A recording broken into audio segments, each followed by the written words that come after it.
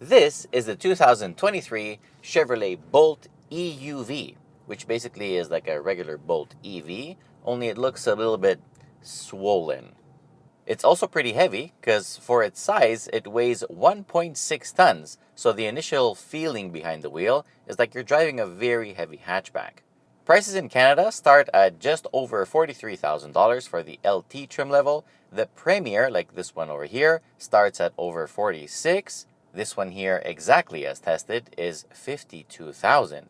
Under the hood, you have a single electric motor that drives the front wheels. It makes 200 horsepower and 260 pound-feet of torque. And of course, it has a single-speed automatic transmission, and it drives the front wheels. Energy is stored in a 65 kilowatt-hour lithium-ion battery that supports up to 11.2 kilowatts of level 2 charging at home. Or, of course, if you can find a DC fast charger that actually works, well, you can go faster than that. Performance is absolutely adequate.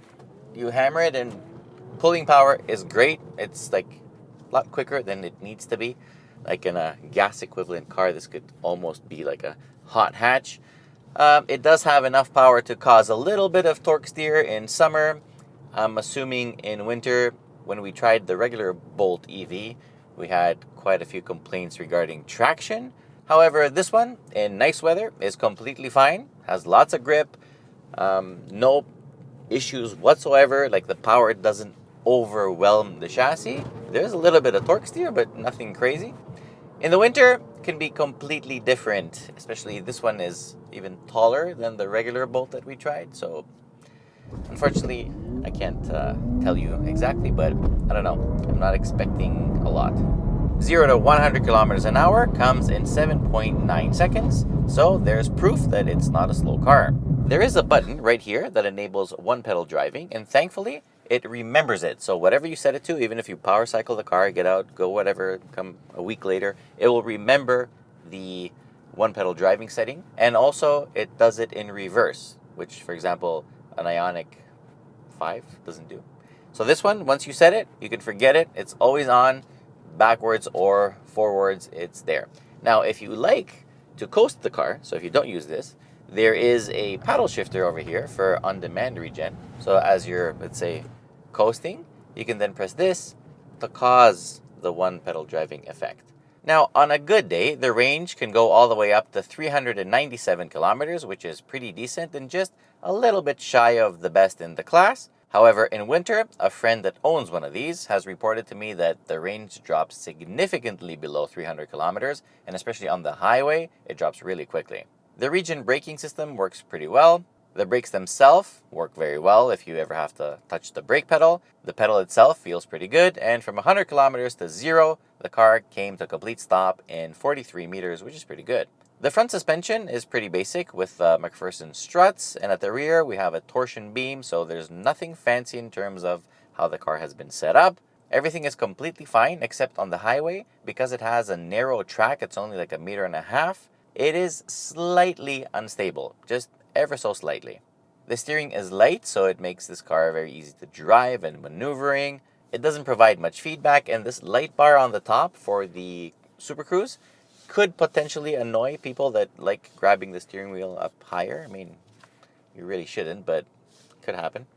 There is an infrared sensor right on the top of the steering column and on the edges of the Super Cruise bar that monitor your eyes because you cannot look away when the car is driving for you. Regarding handling, I'm going to split it between good weather and bad weather because in good weather, there's lots of traction. Everything is surprise-free. The car turns in very well. It leans not too much. If you push too hard, it will understeer, which of course you can correct very easily by backing off. Even full throttle applications don't really upset the chassis. However, in winter, it might be a very different situation. I'm not against two-wheel drive electric vehicles. I have no issues with them. However, I prefer when the power is sent to the rear wheels. And you might say, oh, right now, but listen, with modern electronics and modern suspension and whatever, there's no traction problems in the winter. I own 2 rear-wheel drive cars, and with a good set of winter tires, I have 0 issues. 0. So, because of the way the weight balancing works and everything, and because electric cars are a lot heavier, I really prefer when the power goes to the back, like a Tesla Model 3, for example. Ride comfort is pretty good. The suspension does a great job smoothing out everything like bumps and imperfections. It doesn't produce a lot of noise, but it does feel like an entry-level car. The driving position is actually very nice. I can adjust the seat exactly to where I want it. However, the seat itself feels a little bit small. Overall, I have no complaints. The whole driving experience of the Bolt EUV is very nice, so it doesn't really compromise anything.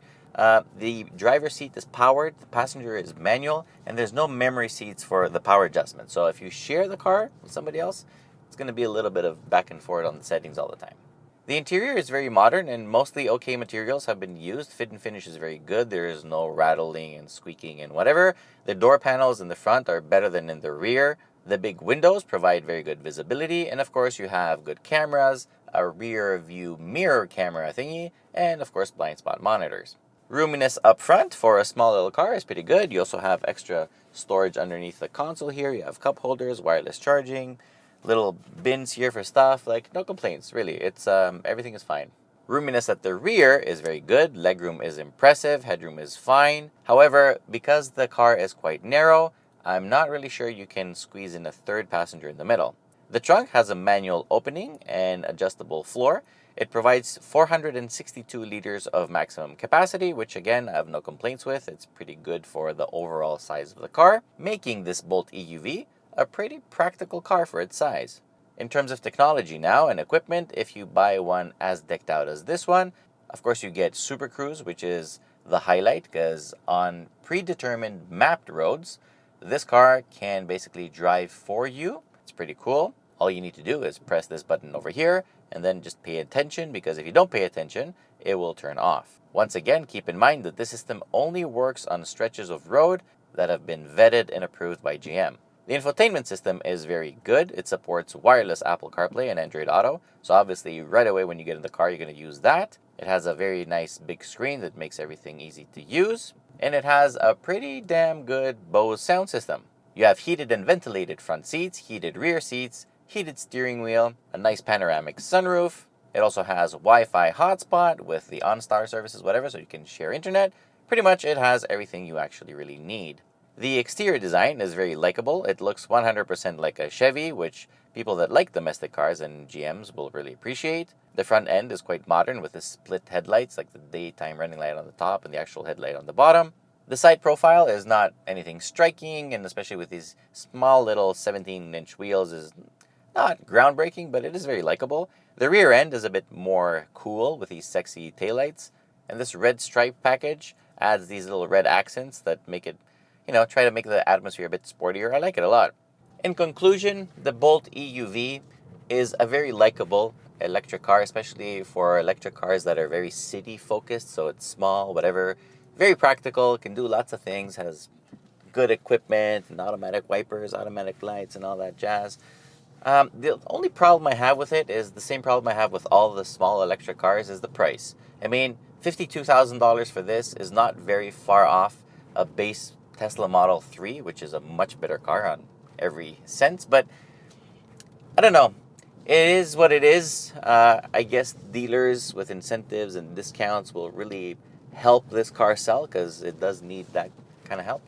I'd have to say that the immediate competition that I see is probably like the Kona electric, or the, what's the Kia called? The Niro electric, like all those small things, maybe the Nissan Leaf, Mini Cooper electric maybe. And between those cars, I think it's up there. It's not a worse car. I mean, I would pick it over the Mini because of the better range, because the Mini's range is garbage. It's a nice car, so if you get a deal on it and you like it and it works for you, then yeah, go for it. It's all good. So that's pretty much it with the Bolt EUV.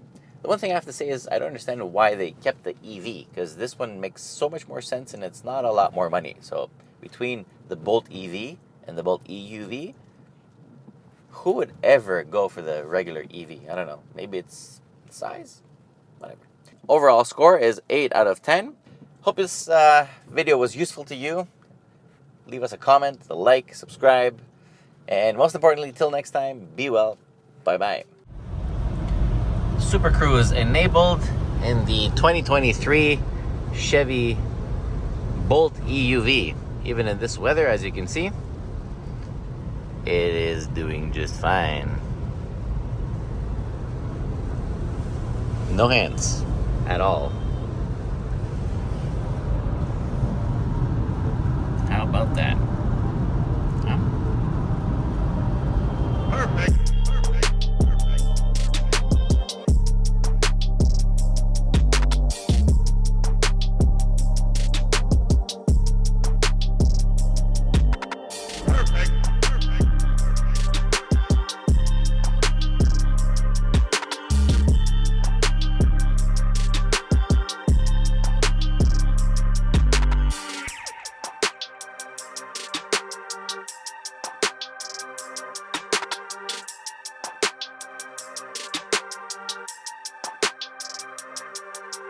Perfect.